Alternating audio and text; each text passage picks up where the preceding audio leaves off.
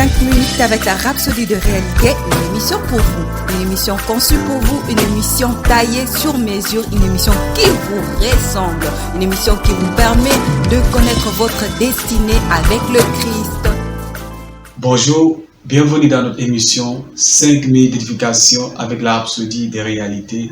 Aujourd'hui, lundi 28, notre homme de Dieu nous enseigne sur le thème rayonnement de sa gloire, tiré du livre de 1 Jean, chapitre 4, verset 17, qui dit « Tel il est, tel nous sommes aussi dans ce monde.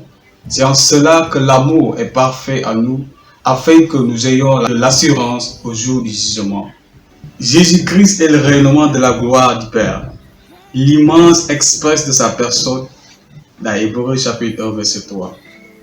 Et c'est exactement ce qu'il a fait de nous. Nous sommes l'éclat de sa gloire, car telle est la gloire du Père, tel nous sommes aussi dans ce monde. Jésus a dit, « Et je lui ai donné la gloire que tu m'as donnée, afin qu'il soit un comme nous sommes un. » Jean chapitre 17, 22. C'est extraordinaire. Si seulement vous vivez avec cette conscience tous les jours. 2 Corinthiens chapitre 3 verset 18 l'explique un peu plus.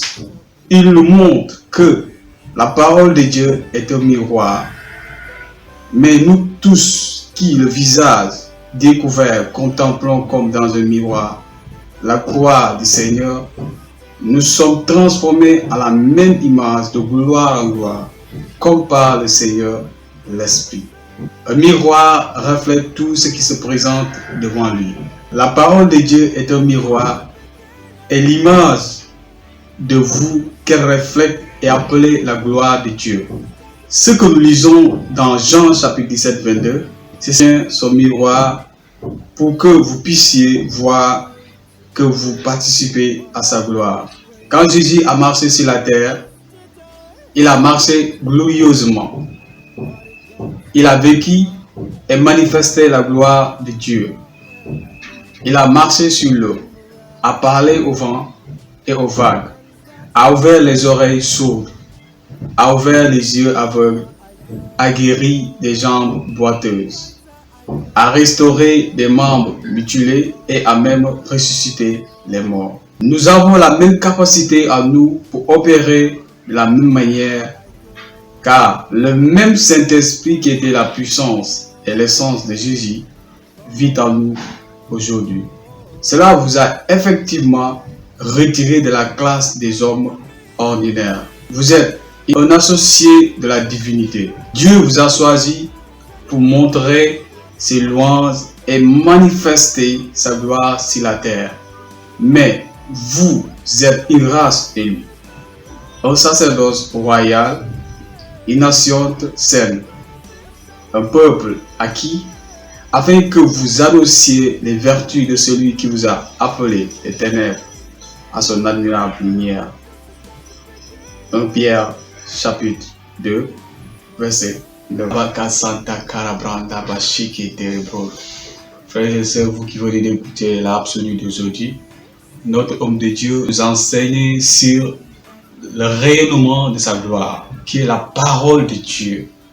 Donc, si nous étudions la parole et que nous méditons la parole tous les jours, nous refléterons la gloire du Père.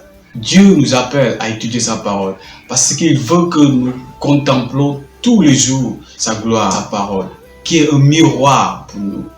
Alors, je vous exhorte de méditer la parole afin que vous ayez une vie divine, une vie de Dieu, une vie indestructible, car c'est une semence incorruptible que nous héritons du Père.